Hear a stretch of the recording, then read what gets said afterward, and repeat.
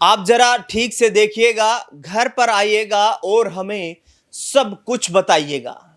ये शब्द मेरे नहीं बल्कि बिहार के पूर्व मुख्यमंत्री नीतीश कुमार के हैं।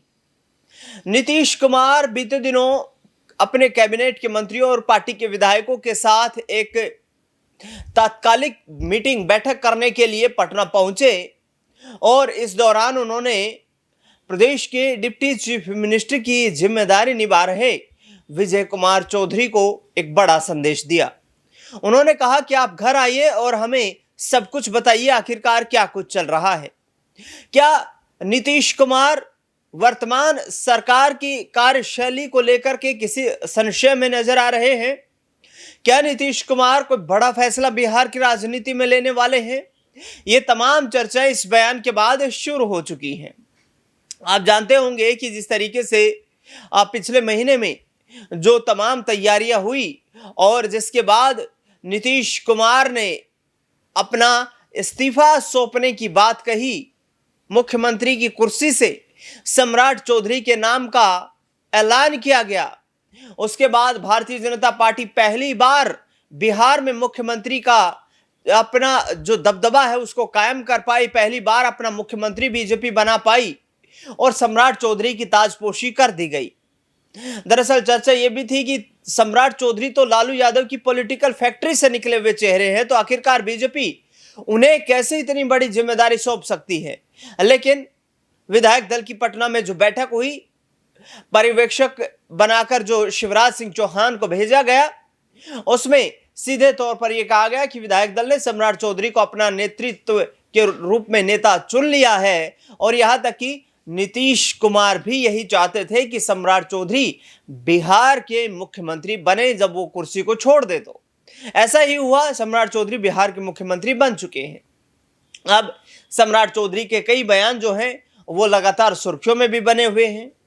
लेकिन नीतीश कुमार का ये कहना विजय चौधरी को कि घर पर आइएगा और हमें काम के बारे में सब कुछ बताइएगा, क्या कुछ चल रहा है, क्या कुछ नहीं चल रहा है, इसके सियासी मायने अलग अलग राजनीतिक दल अलग अलग तरीके से निकालते हुए नजर आ रहे हैं।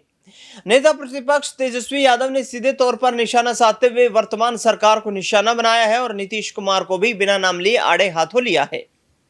नीतीश कुमार पर निशाना साधते हुए तेजस्वी यादव ने कहा है कि जो राजनेता लगभग 20 सालों तक बिहार का मुख्यमंत्री रहा है, उसने आखिरकार इतना बड़ा फैसला कैसे ले लिया कि जिनके चेहरे पर चुनाव लड़ा गया और फिर उन्होंने ही बिहार के मुख्यमंत्री की 100 दिन के भीतर कुर्सी छोड़ने का फैसला कर लिया। क्या ये बिहार की लोगों की जो जन समस्या, जो उनकी भावनाएं थी, बिहार के लोगों का जो विश्वास था, उस विश्वास के साथ विश्वासघात नहीं किया गया है? भाजपा की जो रणनीति थी उसका क्या शिकार हो गए हैं यहां पर नीतीश कुमार कि उन्होंने सम्राट चौधरी को अपना राजनीतिक उत्तराधिकारी चुन लिया है? ये तमाम आरोप लगातार तेजस्वी यादव लगा रहे हैं बीजेपी पर भी और जेडीयू पर भी, और यहां तक भी कहते हुए नजर आ रहे हैं कि आगामी कुछ ही वक्त में जेडीयू पार्टी के में बड़ी टूट देखने को मिल सकती है और जेडीयू पार्टी के कई नेता विधायक जो है वो बीजेपी की ओर अपना रुख करते हुए नजर आ सकते हैं। यहां से दो पहलू देखने वाले हैं। मुख्यमंत्री नीतीश कुमार, पूर्व मुख्यमंत्री नीतीश कुमार को लेकर के वर्तमान मुख्यमंत्री सम्राट चौधरी लगातार ये कह रहे हैं कि जी हमें नीतीश कुमार जी का समर्थन प्राप्त है, यानी कि नीतीश जी जो है वो इस सरकार का मार्गदर्शन कर रहे हैं, हमें उनका मार्गदर्शन प्राप्त है और इसी आधार पर हम आगामी वक्त में अपनी सरकार को चलाते हुए नजर आएंगे। एनडीए की सरकार मजबूत है, भरपूर विधायकों के समर्थन के साथ एनडीए की सरकार चल। दूसरी ओर नीतीश कुमार के बेटे कैबिनेट मंत्री जो स्वास्थ्य मंत्री बनाए गए हैं निशांत कुमार, उनके पोर्टफोलियो को लेकर भी विपक्ष लगातार उन पर हावी है। लेकिन नीतीश कुमार का सीधे तौर पर कहना है कि निशांत कुमार को राजनीतिक तौर पर परिपक्वता दिलाए जाने के लिए उन्होंने ये बड़ा फैसला लिया है कि निशांत कुमार को डिप्टी सीएम नहीं बल्कि एक मिनिस्टर लेवल का पोर्टफोलियो सौंपा जाए जिसकी वजह से उन्हें राजनीतिक तौर पर जन प्रशासन में काम करने का यहाँ पर मौका मिल पाए, अवसर मिल पाए, अनुभव हासिल हो पाए। ये तमाम चर्चाएं बिहार की राजनीति में चल रही है। लेकिन आखिरकार विजय चौधरी को दिए गए इस बयान की चर्चा चौतरफा हो रही है। नीतीश कुमार ने गाड़ी में बैठते वक्त विजय चौधरी को ये तमाम बातें कही और उसके बाद सियासी अटकलें भी शुरू हो गई। दिल्ली से लेकर बिहार तक नीतीश कुमार की सियासी भूमिका काफी दिलचस्प है। वर्तमान में नीतीश कुमार राज्यसभा के सांसद बन चुके हैं। उनकी भूमिका इसलिए काफी महत्वपूर्ण है क्योंकि 12 लोकसभा की सीटों के साथ और इसके साथ साथ विधानसभा में भी मजबूती के साथ नीतीश कुमार की पार्टी जेडीयू एनडीए को एक महत्वपूर्ण पिलर के तौर पर समर्थन दे रही है। प्रधानमंत्री नरेंद्र मोदी, बीजेपी हाईकमान भी इस बात को जानता है कि नीतीश कुमार को साथ रखना कितना उनके लिए जरूरी है, क्योंकि यदि नीतीश कुमार पाला बदलने का प्रयास करते हैं, जो कि उनकी एक राजनीतिक कार्यशैली रही है, कई वक्त पर उन्होंने ऐसे बयान भी दिए हैं। याद करिए वो वक्त जब नीतीश कुमार ने 2019 के लोकसभा चुनाव के बाद 2020 में जो बिहार में विधानसभा चुनाव हुए, उस दौरान जमकर निशाना साधते थे वो कांग्रेस पार्टी, राष्ट्रीय जनता दल पर।